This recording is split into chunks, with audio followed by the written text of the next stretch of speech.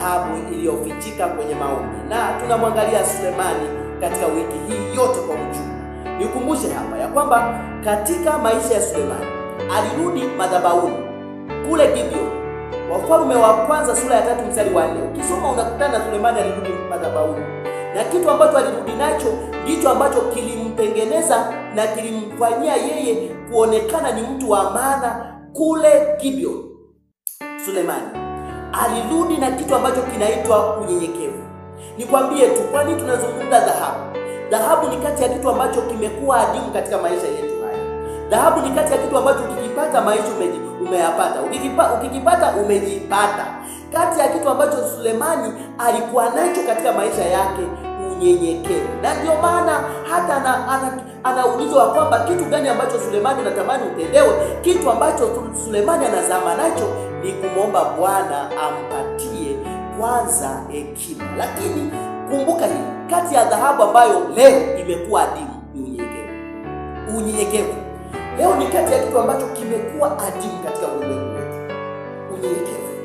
Nazungumza na mtu fulani hapa, bosi, nazungumza na mtu fulani hapa, mfanyakazi, nazungumza na mtu fulani hapa, mwanandoa, nazungumza na mtu fulani hapa, mchapakazi, amejaliwa kipaji fulani. Leo watu wengi wanatanguliza vipaji. Leo watu wengi wanatanguliza elimu. Leo watu wengi wanatanguliza experience, uzoefu. Leo watu wengi wanatanguliza kitu fulani ambacho walichonacho kwenye maisha.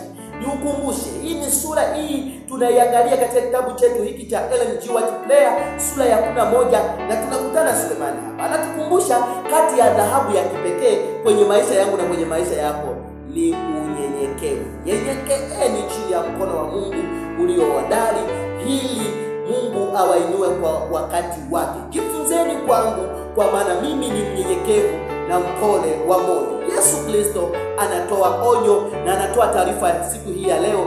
Hii ni dhahabu ambayo imekosekana katika mazingira mengi. Watu wengi wamejawa na kiburi. Kwa ujumla, Mungu anatutaka tena katika mwendelezo wa siku 70 hizi za maombi. Hii ni dhahabu. Sikiliza, unyenyekevu unafungua milango ya majibu ya maombi. Haleluya. Unyenyekevu unafungua milango ya majibu ya maombi yetu. Dada unanisikiliza, acha kiburi. Kiburi kinavimbisha moyo. Kiburi kinamfanya mtu awe mbali na Mungu. Ni kweli pesa zinaweza zikakupatia kiburi. Ni kweli cheo kinaweza kukupatia kiburi. Ni kweli mahusiano yanaweza kukupatia kiburi. Acha kiburi. Ni kweli elimu inaweza kukupatia kiburi. Ni kweli kitu fulani ambacho kipaji kinaweza kukupatia kiburi. Katika siku ya leo, katika uendelezo wa siku 70 za maombi, hii ni dhahabu. Kuwa mnyenyekevu kwa ajili ya Mungu na si kwa ajili ya wanadamu. Hii ndiyo itakuinua wewe. Na baada ya hapo, Sulemani, nikwambie tu, mengine hakuyaomba, utajiri ya kuomba, fedha ya kuomba, na ndio maana akawa anapokea zawadi kwa kila siku, dola 2 kwa kila mwaka dola 2, ambapo zilikuwa na tani hizi dola kwa ufupi kama tani 22 na kuendelea. Hii ni ajabu sana. Ni ajabu sana. Kama unahitaji kufika pale, unahitaji kupata utajiri, najua wiki hii tutatembea na mada hizi. Unahitaji kuinuliwa, unahitaji kuwa juu kwa ajili ya Mungu, si juu kwa ajili ya wanadamu, maana wote tupo katika ardhi. Hauwezi ukawa juu yetu, maana wote tupo katika ardhi hii. Fuatilia maombi haya na Mungu atakusaidia sana. Leo chukua unyenyekevu. Baba yetu na Mungu wa mbinguni, tusaidie sana katika maisha haya. Mtoto wako huyu uwa kiburi hicho ambacho yaweza kuwa ni kwa sababu ya fedha.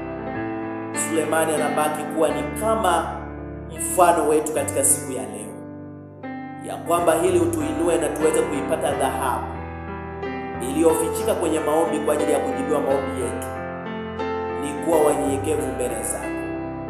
Msaidie mama huyu, msaidie dada huyu, msaidie kijana huyu, na shetani akaendelea kushindwa kwa jina la Yesu. Ikiwa ameinua kitu chochote kile kwa ajili ya kumfanya mtoto wako apoteze CV fulani, Bwana, siku ya leo leta unyenyekevu na akanyenyekee chini ya mkono wako ulio hodari, ukamuinua kwa ajili ya kazi na kila huduma ambayo anaifanya kwa jina lako Yesu Kristo.